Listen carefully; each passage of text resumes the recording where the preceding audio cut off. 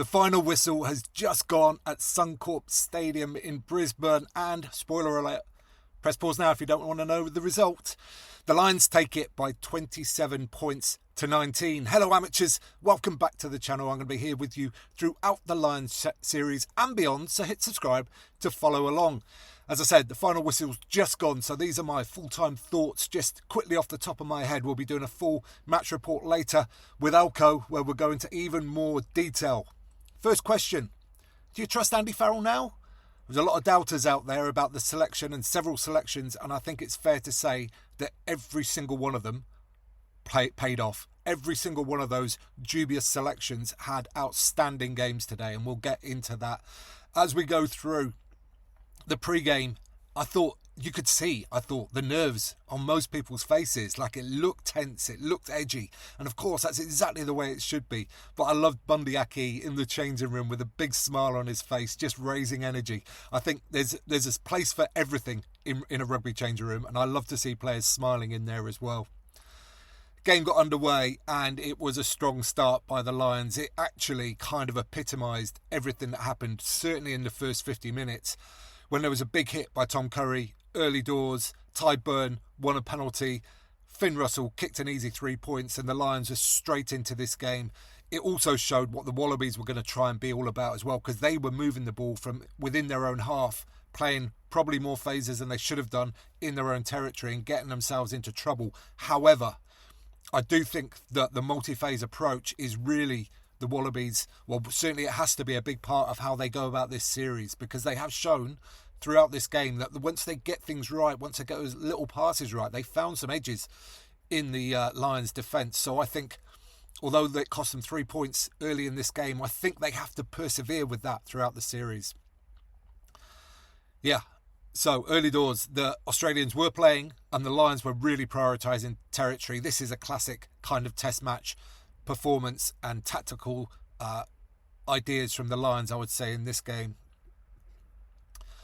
The Lions were carrying well. Tommy Freeman carried the ball well throughout the game, and but they lost a turnover penalty to Fraser McWright, who was outstanding at the breakdown all day. And this was Ty Furlong, who was carrying the ball in, and Furlong played really well, and the Lions tried to drive through contact a lot, but sometimes I think they just have to, I don't know, it's a really tough balance to get, because yes, you want to drive through contact, yes, you want post-contact meters, but in this instance, he lost one of his clearers as a result. It left Itoje quite vulnerable, being the one man there to try and get rid of McWright, and he couldn't do it. Penalty to Australia, and it just showed that the referee Ben O'Keefe can give jackal penalties, which was a surprise given on recent performances.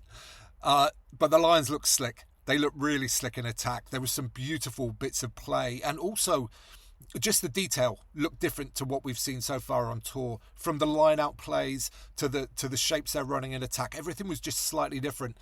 There was a brilliant pass from Finn Russell that put Dan Sheehan in. He kind of like dummied and then got it over the top to Sheehan, and it came back the other way. And I'm going to pick out the pass from Russell to Tuipulotu was the one that created the score. And this was something Ty Furlong does really, really well. His ability to recognise when he got the ball that he wasn't going to be an effective carrier and that there were likely more space outside. So he got the ball almost standing still, flicked it back to Russell, and Russell was the one that threw it over the top for Tuipulotu to walk in untouched for 10-0 after 10 minutes. But Furlong does this a lot. Look out for it in games. He'll get himself like halfway through a hole, and as soon as he's like halfway through or he's got defenders attracted to him, he'll move the point of contact. He does it so well, and it's a great variation. So that means that players are looking for that, or defensive players are potentially looking for that in the future, and it will give him more opportunity to get leg drive through the contact as well. So it's a brilliant skill to have, and he does it really well. At this point in the game, the Lions' aerial game was looking really strong. James Lowe was winning balls back. Hugo Keenan was winning balls back as well. And at this time, less than 20 minutes in, Lions were absolutely dominant in every facet. The Wallabies had got a few little gaps, but nowhere near the Lions' line. They weren't in danger. Then 3 errors in a row from the Lions' back 3. First, Freeman dropped a kick high above the head one, which he's really good at typically, but he didn't get this one over the top of Tom Liner. Then James Lowe kicked dead, which again, James Lowe's left boot is normally a weapon, and it he did okay with the left boot, but we didn't get massive reward from that today. And then Hugo Keenan dropped one into touch after it looked like he caught it cleanly. So all three of the back three led to errors, and it just allowed Australia back into the game when they hadn't really been in it up until that point. During this period as well, Australia were carrying. They started to carry really tight. They sort of decided that they need to win gain line first, whereas I'm not sure they actually did, to be honest. And the Lions forwards were absolutely melting their opposite numbers. Tom Curry I'm going to pick out again, but Joe McCarthy was putting in big hits. Marrow was like chesting people as he does in the tackle quite often. And that led to another Ty Burn turnover, who was slowly building up a body of work in this game that would lead to the Player of the Match award at the end. 20 minutes in, Hugh Jones over for the try, and I saw it immediately. I was like, he's not released that. But when it got to the replay, when it got to the TMO, I think this was actually a really, really tight call because I can't remember who the tackler was. It might have been the scrum half. No, it was Jorgensen, excuse me. It was Jorgensen, the winger. Yeah, he tackled him, but he definitely released his feet roughly when Hugh Jones went to the ground. So it was very close to whether he was actually tackled or not. Tackled and held, I should say. So I think it's very hard to disagree with the referee, but I think that was a really, really tight call. Although on first looking, I thought it was an obvious penalty. But leading up to that, we talked about this in some of the earlier games. The Lions' shape was really tight. They had loads of players in one channel, and that just narrows up the defence, which leads to space on the outside. Lowe got on the outside. Brilliant fend inside to Hugh Jones for this near try. And if that one had gone over 17-0 after 20 minutes, I mean, it would have been a very, very long way back for Australia. But they stuck in there. They absolutely stuck in there because at this point, the scrum looked even. The Lions were absolutely dominating the line out, really clean ball themselves, and I think they'd won a couple of Australian throws already. So they were so dominant, really dominant in territory as well and possession. There was a lovely quote from Rog at some point during the game talking about Hugo Keenan, and he said it's difficult playing rugby after 12 days on the toilet. I mean, I've never tried, but I'd imagine that's probably true. There's some kicking errors that came into the Lions after that, though. Tommy Freeman with a couple, just kicking the ball out on the full. There was a bit of pushy-shovey straight after that. Can't remember what it was all about. I think the Australians started it, but Joe McCarthy was in there, the enforcer, so quickly. And fair play to him. He has had discipline issues in the past, but on this occasion, he got in there, just stood his ground. He didn't do anything stupid. I like that. That was quality, I thought, from him. An area I picked out before the game that I thought the Lions might be dominant in, and I thought they might struggle in the line-out, which wasn't true, but I thought they might be dominant in the scrum, which also wasn't true, because Alan Alatoa won a scrum penalty against Ellis Genge. It was a beautiful thing. There was blood everywhere, all over both of them. I'm not sure which one was bleeding. It could have been both. It was a very tight call, that one, but probably the correct one. So the Wallabies scrum, fair play, it held up really well today, and I would say probably over the 80 minutes had the edge. Certainly the Lions didn't get any dominance there, that's for sure. Into the 29th minute, and there's just a box kick. The Wallabies started playing too many phases and just going backwards, and this was like not a properly set up box kick. It was just a kind of, we run out of options here. And fair play to Jorgensen, he got up, and I've got to say, I think Keenan actually was above him, so it looked like Keenan had won the ball. And I think that's why James Lowe did what he did, because I think he expected Keenan to come down with the ball. Lowe was straight in there to try and clean it as best he could. But as Keenan went to ground, Jorgensen had hands on the ball himself, stood up strong, ripped that ball through, and that meant there was nobody in front of him to scoot over into the corner. And at 10 points to 5, that felt like such a wrong scoreline based on the dominance of the Lions up until this point. But we've spoken about this so many times. Australian sports teams, they do not ever lie down. They always find a way to stick in the contest, and this is just a great example of that. But the Lions attack was looking quality, like really sharp passing, great running lines. I think all of them really showed up pretty well in attack, but Tuipulotu was probably the standout carrier. But the Lions were missing chances, and plenty of them. I think they got held up a couple of times. There was a cross kick from Finn Russell, which he just kind of got wrong. I think maybe if there was a winger out there, it might have worked, but it was just a little bit too flat and in front of Joe McCarthy, who couldn't quite get there in time. He probably just needed a little bit more loft on it because there was a lot of space. There was a lot of time. It didn't need to be like an arrow. Yeah, shortly after that, another chance gone from the Lions as well as James Lowe came round to it, the opposite wing. 3v2, real tough one, maybe, because, he probably thought I can score this, and I think a lot of the times he would have done, but the Aussies did a great job on defending him.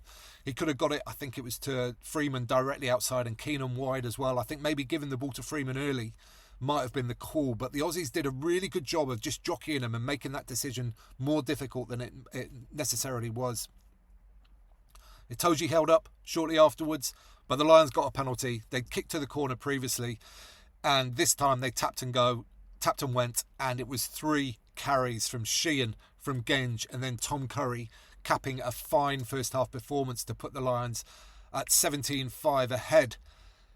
Curry was playing really well. His physicality was off the charts. No surprise there. But he was given a few penalties away as well, and he gave one away against Liner just before half-time when he tackled him in the air, but it was like a tiny, the referee was right. It's just a penalty. He's just mistimed it. Nothing bad. No yellow card conversation there. But maybe that was a little bit of a sign of things to come, because the Lions' penalty count was not great today. Considering the amount of dominance they had, particularly early in this game, they need to sort that out, because it just allows pressure to be relieved, and it allows Australia to get a breath and get into the game when really the Lions were dominating much of it. Yeah, so half-time, and I've written down here the experienced players performing. Those test match animals, those guys that maybe some supporters have doubted. I'm talking Furlong, I'm talking Ty Burn, I'm talking Tom Curry. All of them were really excellent in the first half. The Lions are physically dominant, but I thought tactically they were really smart as well. They did a lot of kind of show this and do something slightly different, both through the midfield and the line-out in particular. I thought they just got their plays right. They won so many balls uncontested in that first half because the calling and the options they had were excellent. However, their ball presentation was messy. Gibson Park was often scooting around at the back of rucks trying to pick up balls that were sort of squeezed out here and there. They'd missed chances, I'd say 3, certainly, maybe more than that, chances in the first half. And that just led to me feeling at half-time that this is not enough points.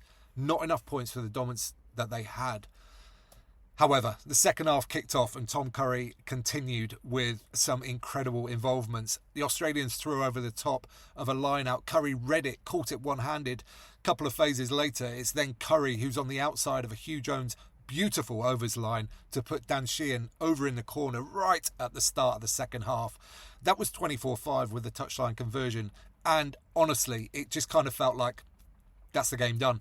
And quite honestly, I mean, there were a couple of little nervy moments later, but you could sense it in the stadium. Like, you could sense that the energy had gone because it was a very long way back for Australia from that point. And just for the players, like, it's so hard. They put all that energy and all that effort into those first sort of 45, 50 minutes. The emotional energy I'm talking about as much as the physical energy, that when you get to a lead like that, it's very difficult to maintain that. Really, really difficult. So, of course, the Australians, although this is no classic Australian side by any means, they're all proud competitors. So, of course, they're going to come back into the game at some point. And for me, when those emotional levels dropped, which they clearly did, then you've got to stay disciplined. You've just got to trust each other and stay disciplined. And the Lions' penalty count just soared. It went through the roof. And I think that's the single biggest work on for the Lions coming into the second test next week. They need to stay composed. They need to stay on the right side of the referee. They need to just trust themselves, I think, because as things stood today, they were dominant in almost every facet. Chesham came on for McCarthy, who was also really excellent. I think his tackle count was right up there for the minutes that he spent on the pitch. Porter was on for Genge. Genge had some big carries in that game. He looked really physically dominant, but scrum probably wasn't. I think he looked a little bit disappointed coming off, and I think it was probably because of the scrum. I think he really wanted a big scrum day today.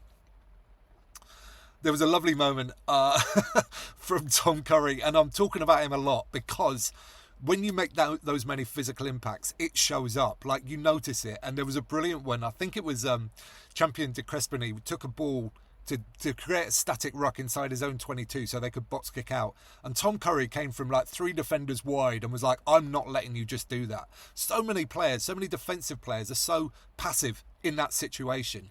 And it just like there's no competition in that. So I hate that in the game, that those things happen. Tom Curry was having none of it. He ran in from a mile away, whacked him as hard as he could, and was just like, yeah, we're going to do that all day. Porter, as I mentioned, was on for Genge and gave a scrum penalty away, another one to Alan Alatoa, who actually scrummed really well today. I was slightly critical or questioned his elite level scrumming before this game, but I thought he was excellent in the scrum today, and that penalty looked correct to me. Porter just kind of crumbled under a bit of pressure there. Very minimal as well, though. These scrum competitions were very tight today. Not much moved at all. And Australia were getting into their phases. When they pick and go, Australia, they look very difficult to stop. They look really organised. They look able to make millimetres and maintain possession until they get a penalty. And the Lions were giving penalties away, which led to the Suaalii try after 60 minutes, which, I mean, it looked wrong initially. First of all, it looked like Ben Earl had speed ramped him, and that was potentially a penalty. But then how he got over from where he was, it couldn't have happened legally. It just couldn't have happened. So when the replays came around and it saw that he kind of, I think it was Conan that had got over the ball and was trying to lift it, and then Suaalii crawled along the ground like 4, 5, 6 crawling motions to eventually score. It was never going to be a try. I think the officials got this one spot on, and there were some very close things in this one as well, because Ben Earl definitely got his arm up to try and wrap on the right-hand side. So I think they got that one right. And then Conan, got in to try and lift the ball. Suaalii didn't release it, so it had to be a penalty to the Lions. I think they nailed that.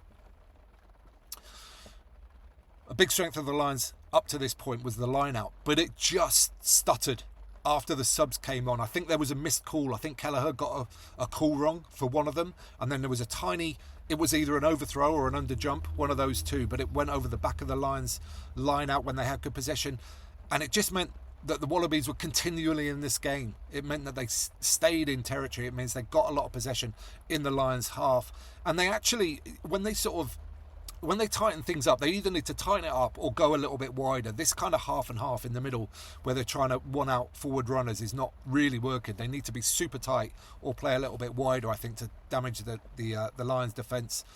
Harry Wilson showed his kicking skills a couple of the times. Actually, one of them was a really brilliant grubber kick down the line. It was 2-on-2. It was a great option, a really great kick. And apart from a sideways bounce towards the end, Potter would have probably scored from that.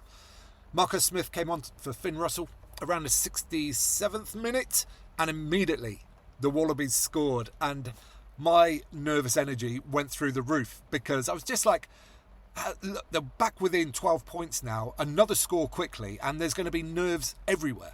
It was Carlo Tizzano who scored it, and again, from what the Wallabies were really good at today, the pick and go game around the fringes, they were winning penalties from that. They sort of made ground consistently by doing that, and they look very good at it, very difficult to stop. I think that's going to be a big thing for the Lions in the rest of this test series, to make sure they can stop that.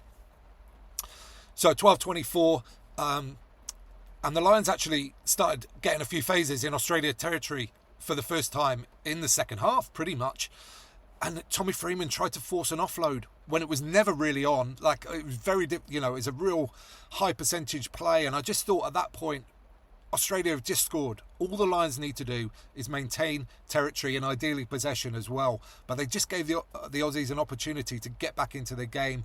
However, they couldn't take it. Australia were trying to play for deep. A few passes didn't go to hand or literally went to ground, which led to a bit more Lions dominance again. And I can't remember the exact scenario here, but they were very close to scoring a try. But they got the penalty directly in front of the posts, and I was literally screaming at my TV, kick the post, and then I was like, oh no, that's obvious, of course they're going to kick the post. But Ronan O'Gara in commentary said probably they should run it, which blew my mind. I think he probably regretted saying that afterwards, after Tate McDermott got over for the try right towards the end after Harry Potter skipped out of a tackle heard Ben Youngs talking about Potter this week, and they just described him as one of those blokes, and we all know them. We all know those people, all know those rugby players who are just weirdly difficult to tackle, just kind of unorthodox in lots of ways, and Potter's one of those. He skipped out of a tackle attempt by Keenan, which led to the opportunity for McDermott, and again, pick and go by the Aussies, basically, was how they scored this try, which left it 19 points to 27. The rest of the game was played out for the final minute. But can you imagine how nervy that would have been if it had been 1924 instead? It would have been a whole different ball game. So sadly, in terms of the contest, this one was never really close in the second half. And apart from that little moment when Tizzano scored and they got back within 2 scores, this was really a bit of a damp squib in the second half in many ways.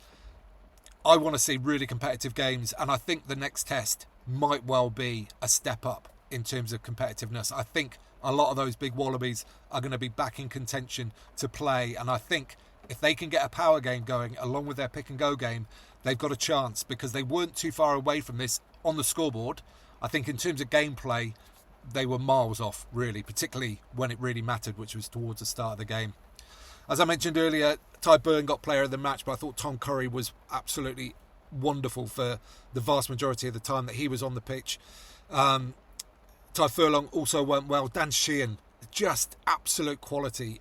His link play, his class with the ball in hand, but his set piece work as well was absolutely on point today. I thought he was wonderful. And then I thought all the backs played really well. I think Tuapoloto in the centre was possibly the standout, but Finn Russell had some real quality moments as well. Just calmness in the face of some sort of quite aggressive Australian defence at times. Just picked the right passes, put people into space, and did his job without forcing too much. I thought he was quality as well. For Australia, they struggled to get any go forward in the tight in terms of passes. So like if they're just playing the forwards 1 or 2 out, they struggled there. Pick and goes, they were good, but a little bit wider. The Lions absolutely smashed them backwards the majority of the time. That's going to be their big work on, but bring in Bobby Valentini, bring in Will Skelton, and that might just solve that problem for them next week. I think for the Lions, as I've mentioned earlier, actually, like maintaining energy when in such control is difficult. They might be the best players, the very top players in the world, but everybody's human, and everybody will suffer from those fluctuations to some degree. And I think maintaining discipline when it does is going to be a key factor for the Lions going forward. But in terms of the series, of course the Wallabies lost this game handsomely, but because of the way they showed up in the second half, because we know about this Australian sporting fighting spirit, I think they might take some real confidence into the coming weeks, especially if they get some of their big players back next week. I think the Lions will be pleased in many areas, but I think they'll have some frustrations as well. I think they'll be like, man, we could have absolutely put them to the sword today. We could have embarrassed them and made it very difficult for them to come back into this series at all. So I think psychologically could be really interesting going forward. Okay, that is all from me for this one. But what do you think? Let me know in the comments down below. Any Lions players in particular that I didn't mention that you think had really outstanding games? Anybody that you thought was a bit off that maybe put their selection in jeopardy for next week? Let me know in the comments down below, and I will join you there for a friendly conversation. Give this video a thumbs up while you're down there if you don't mind. It helps other people find it, and you can subscribe there. You can watch that one next, and don't forget to get out and play.